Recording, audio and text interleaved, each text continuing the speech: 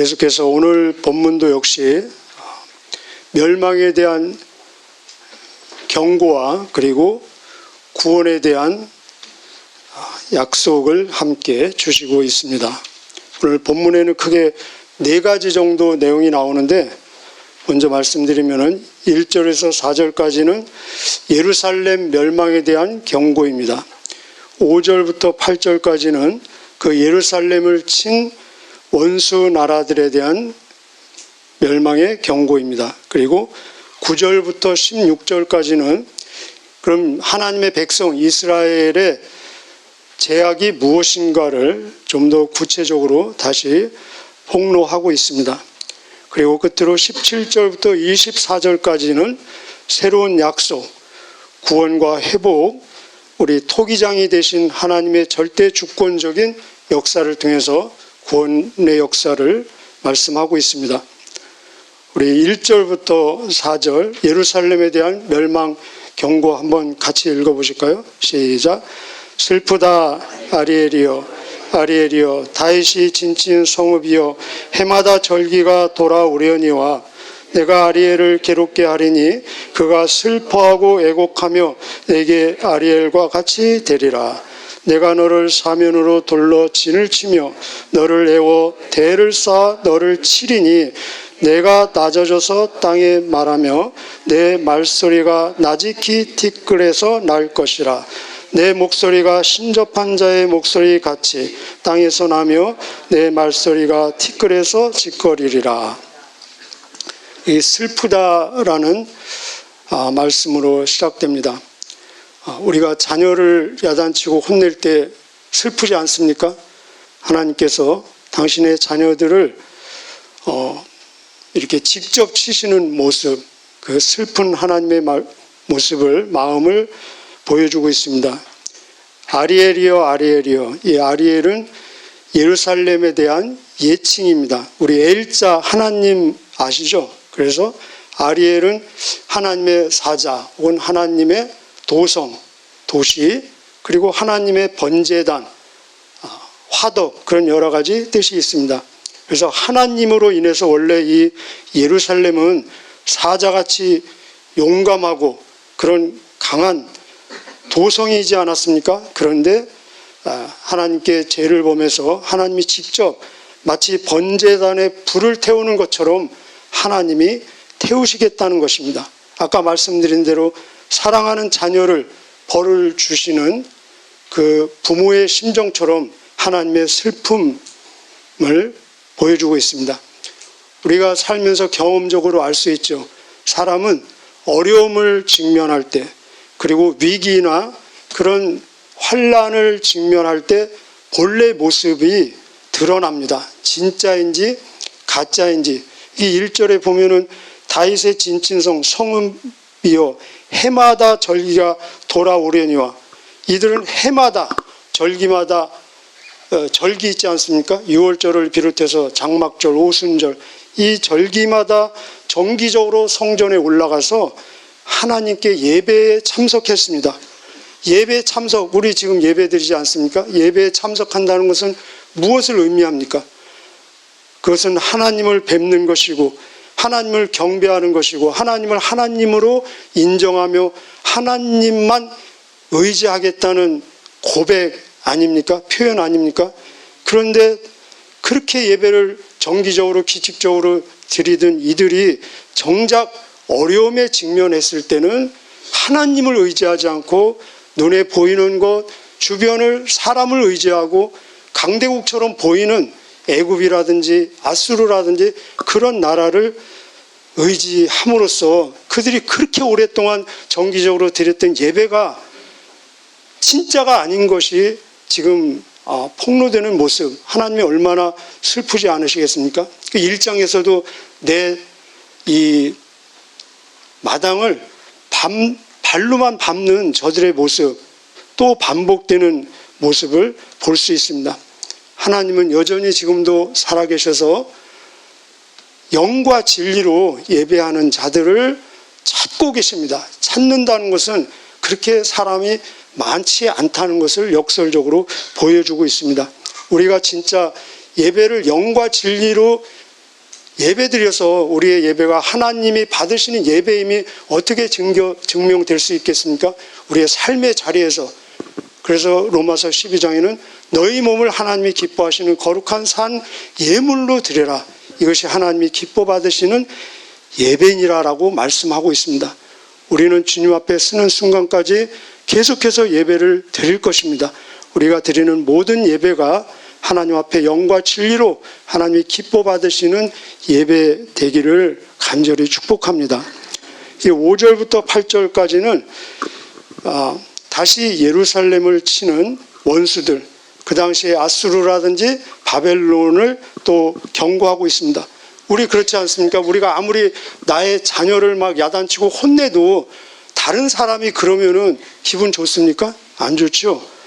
하나님께서는 당신의 자녀들을 혼내기 위해서 이들을 몽둥이로 사용했습니다. 그런데 자기들이 몽둥이로 사용받는 것을 인식하지 못하고 오히려 하나님을 모욕하는 모습. 그래서 쭉 나중에 보면은 이 아수르 사네립 왕이 막 예루살렘을 향해서 너희들이 섬기는 신이 너희들을 내 손으로부터 구원할 수 있느냐 하면서 하나님을 모독하는, 또 바벨론 마지막 왕 벨사살, 그날 밤에 죽을 줄도 모르면서 하나님의 이 거룩한 기물을 가지고 술잔치를 하는 모습들. 우리 또 누가복음 12장에 보면은 재물에 막 눈이 어두워서 그 자기의 영혼이 죽을 줄도 모르면서 재물 속에 파묻혀 사는 부자의 모습을 우리 보고 있지 않습니까? 자, 우리 5절부터 한번 8절까지 한번 읽어보겠습니다. 시작. 그럴지라도는 뻗입니다. 그러나 합니다. 그러나 계속요. 내 대적의 무리는 세미한 티끌 같겠고 강포한 자의 무리는 날려가는 겨 같으리니 그 일이 순식간에 갑자기 일어날 것이라. 만군의 여호와께서 우레와 지진과 큰 소리와 해오리 바람과 폭풍과 맹렬한 불꽃으로 그들을 징벌하실 것인지 아리엘을 치는 열방의 무리 곧 아리엘과 그 요새를 쳐서 그를 곤고하게 하는 모든 자는 꿈같이 밤의 환상같이 되리니 줄인 자가 꿈에 먹었을지라도 깨면 그 속은 여전히 비고 목마른 자가 꿈에 마셨을지라도 깨면 곤비하여 그 속에 갈증이 있는 것 같이 시온산을 치는 열방의 무리가 그와 같으리라.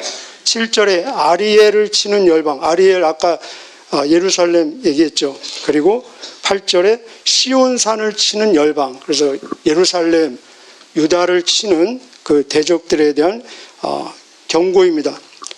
여기서 주는 우리에게 말씀은 하나님이 없는 인생, 하나님이 없는 삶은 겨와 같다, 티끌과 같다, 그리고 꿈속에서의 삶과 같다. 우리 시편 1절에 기억나시죠? 악인은 오직 바람에 나는 겨와 같다. 그래서 우리 꿈 꾸어보신 경험 있으시죠? 꿈속에서는 막 맛있는 것을 많이 먹고 막 마시고 그러면 그럴수록 깨어나면 더 허기지고 더 갈증을 느끼지 않습니까? 우리가 평소에 만약에 원했다면 꿈속에서 막 일확천금을 얻고 부귀영화를 누리고 대통령이 되고 그런 것들을 꿈속에서 누렸다면 깨고 나면 더 허탈하지 않겠습니까? 그래서 이 세상에서 하나님 없이 누리고 향유하는 모든 것은 꿈속에서 누리는 것과 똑같다는 것입니다.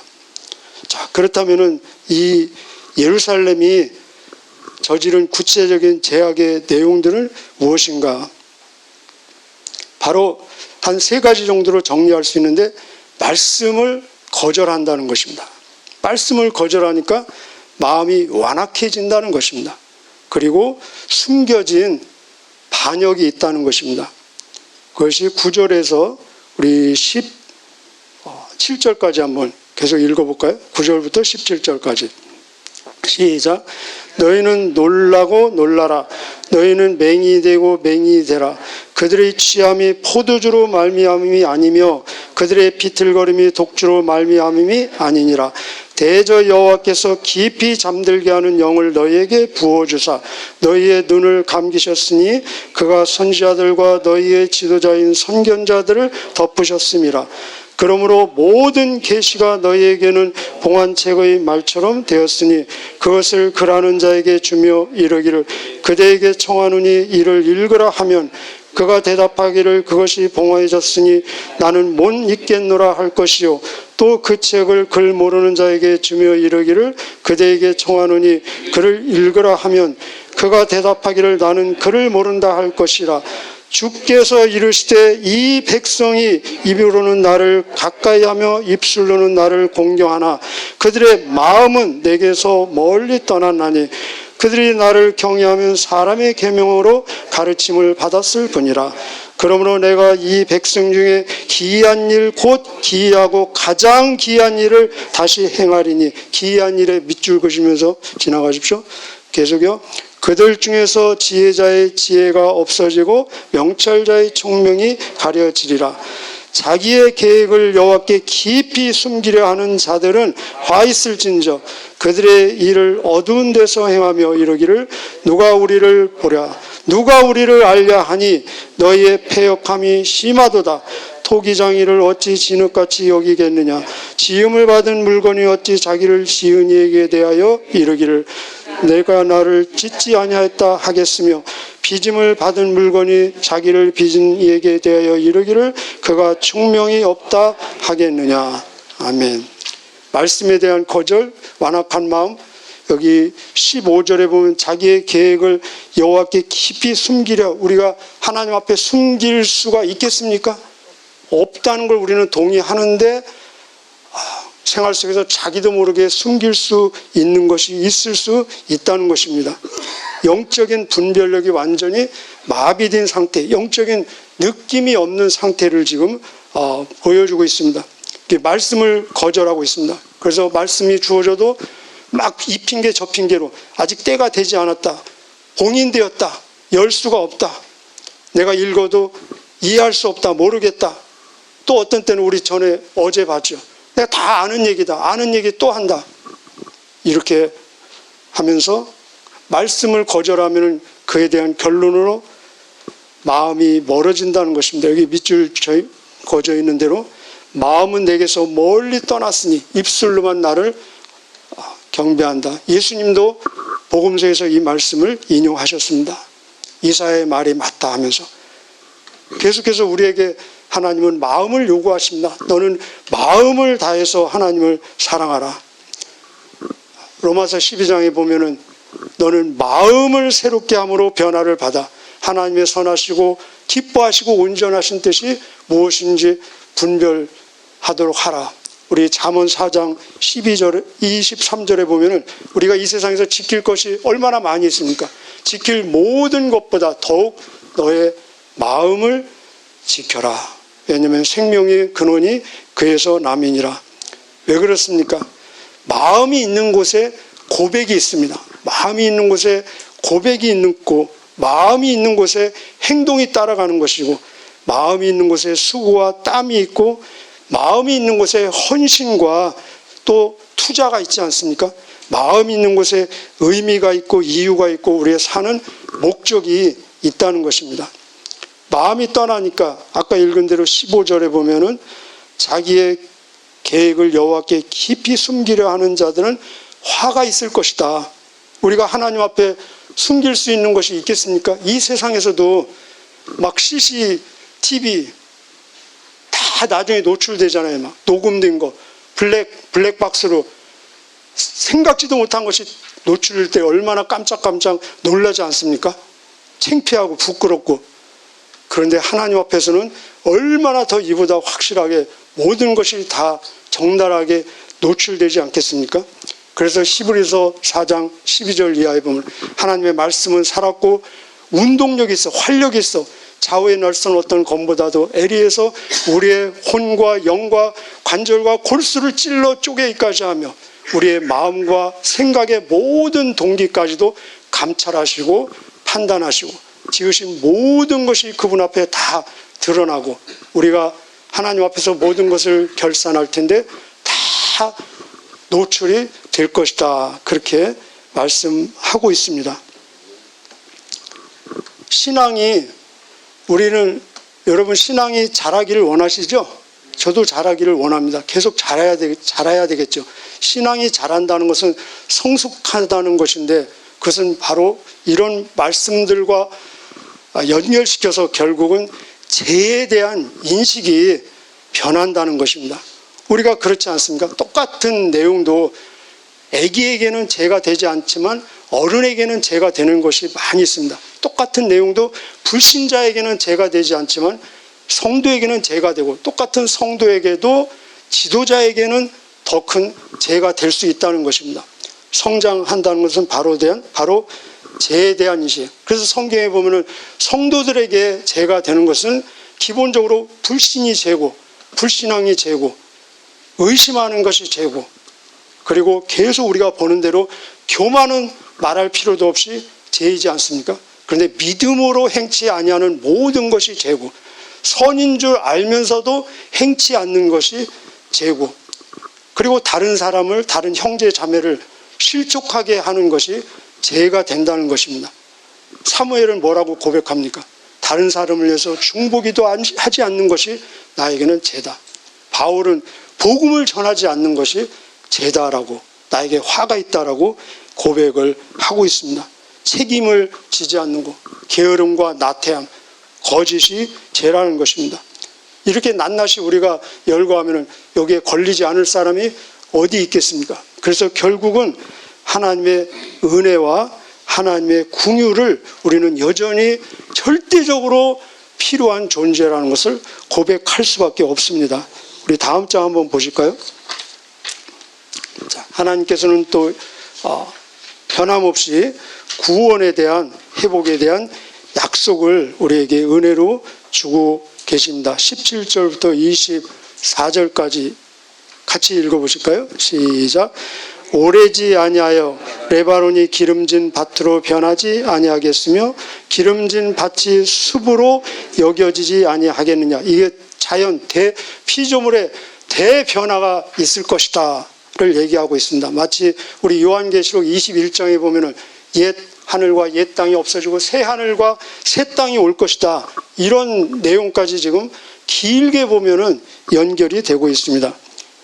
그날이 오면은 18절, 그날, 우리 밑줄 그시고 18절부터 같이 읽겠습니다. 시작. 그날에 못 듣는 사람이 책의 말을 들을 것이며 어둡고 캄캄한 데에서 맹인의 눈이 볼 것이며 겸손한 자에게 여호와로 말미암아 기쁨이 더하겠고 사람 중 가난한 자가 이스라엘의 거룩하신 이로 말미암아 즐거워하리니 이는 강포한 자가 소멸되었으며 오만한 자가 그쳤으며 제약의 기회를 엿보던 자가 다 끊어졌음이라. 그들은 송사로 사람에게 죄를 씌우며 성문에서 판단하는 자를 올무로 잡듯하며 헛된 일로 의인을 억울하게 하느니라. 그러므로 아브라함을 구속하신, 구속은 구원입니다. 구속하신 여호와께서 야곱 족속에 대해서 이같이 말씀하시되 야곱이 이제는 부끄러워하지 아니하겠고 그의 얼굴이 이제는 창백해지지 아니할 것이며 그의 자손은 내 손이 그 가운데서 행한 것을 볼 때에 내 이름을 거룩하다 하며 야곱의 거룩한 일을 거룩하다 하며 이스라엘의 하나님을 경외할 것이며 마음이 혼미하던 자들도 총명하게 되며 원망하던 자들도 교훈을 받으리라 하셨느니라. 아멘. 이게 새로운 약속. 우리 예언은 점진적인 것입니다. 그래서 예언은 이중적인 의미가 있고 더 나아가서 삼중적인 여러 가지 의미가 있습니다. 여기 18절, 그날은 이 이스라엘 사람들, 이 당시에 이 책을 받는 사람들에게는 자기 나라의 회복을 얘기하지만 더 나가면은 결국은 어디까지 연결되냐면은 메시아의 오심까지 연결된다는 것입니다. 그래서 오늘 이 주신 말씀은 메시아의 오심을 통해서 성취되고, 메시아 2000년 전에 오셨잖아요. 그런데 아직도 성취되지 않은 내용들이 있지 않습니까? 결국은 메시아의 재림을 통해서 완성된다는 것입니다. 여기 그날에 어떤 일이 발생합니까? 그날에는 말씀이 들려지고 그렇게 거절하고 안 봤던 그 말씀. 근데 그날에는 말씀이 들려지고 그날에는 어둠의 빛이 임하고 기쁨이 임하고 구원이 이루어지고 거룩함, 거룩이라는 단어가 4번 나오고 있습니다. 거룩함에 달하며 그리고 하나님이 싫어하시는 것들, 강포, 오만, 교만, 제약이 다 끊어지는 그날, 그리고 구원의 기쁨을 이루는 그날, 바로 언제입니까? 메시아가 오시는 그날입니다. 그래서 이 내용을 예수님에게 적용하면 그대로 이루어집니다. 예수님이 어떻게 오셨습니까? 예수님이 말씀으로 오셨습니다. 예수님이 빛으로 오셨습니다.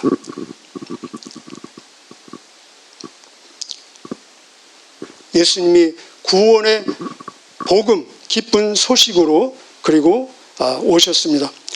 동시에 예수님은 강포, 오만, 교만, 제약 모든 것들의 근원이 되는 원인이 되는 마귀의 일을 멸하려고 오셨습니다. 요한일서 3장 8절에는 하나님의 아들이 나타나신 것은 마귀의 일을 멸하려 하심이니라. 우리를 구원하시고 그리고 거룩하게 이루기 위해서 오셨다는 것입니다.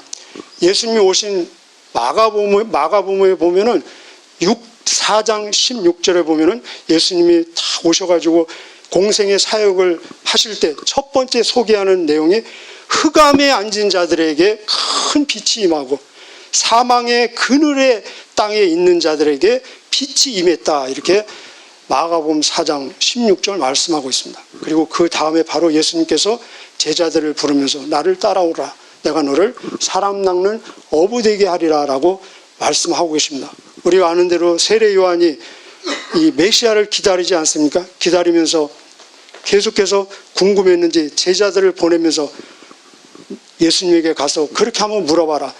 당신이 오실 근이니까 라고 물었을 때 예수님이 뭐라고 대답하십니까? 가서 요한에게 이렇게 대답해라. 너희가 보고 들은 것을 그에게 전해줘라. 어떤 내용이었습니까? 눈먼 사람이 다시 보게 되고 걷지 못하는 사람이 다시 걷게 되고 듣지 못하는 사람이 듣게 되고 나병 환자가 치료함을 받을 것이고 그리고 죽은 자가 살아나며 이 복음이 가난한 자에게 전파된다 하라. 이것이 바로 메시아가 오신 내용이라는 것입니다.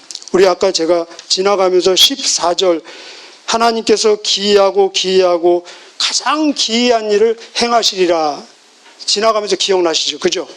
네. 거기서 그 문맥에서 기이한 일은 어떤 일이냐? 이들에게는 결국 회복과 구원입니다. 그런데 메시아 관점, 영원한 관점에서 하나님께서 창세기 1장 1절 태초에 하나님이 천지를 창조하신 이래로 인간 역사에 있어서 기이한 일들 중에 기이하고 최고 기이한 일은 무엇이겠습니까? 하나님이 행하시는 일은 다 기이한 일입니다. 기적입니다. 놀라운 일입니다. 그런데 그런 모든 기이라는 단어가 3번 반복되는데 하나님께서 인간 역사에서 행하실 기이한 일 중에 최고 기이한 일은 메시아 사건이라는 것입니다. 하나님이 사람 되신 사건, 그 사람 되셔서 우리의 죄를 위해서 십자가에서 죽으신 사건, 그리고 3일 만에 부활하셔서 승천하신 사건, 그리고 그분이 요한계시록 약속대로 반드시 다시 오시는 사건이 하나님이 행하실 일들 중에 최고로 기이한 일이라는 것입니다. 오늘도 우리가 믿음은 바라는 것의 실상이요 보이지 않는 것의 증거라 했는데 이 그날 18절에 나오는 이 그날을 믿음으로 오늘 누리시면서 오늘 하루의 삶도 주님과 동행하며 참 예배자의 삶으로 하나님이 기뻐 받으시는 오늘 한날 되시기를 주님의 이름으로 축복합니다. 기도하시겠습니다.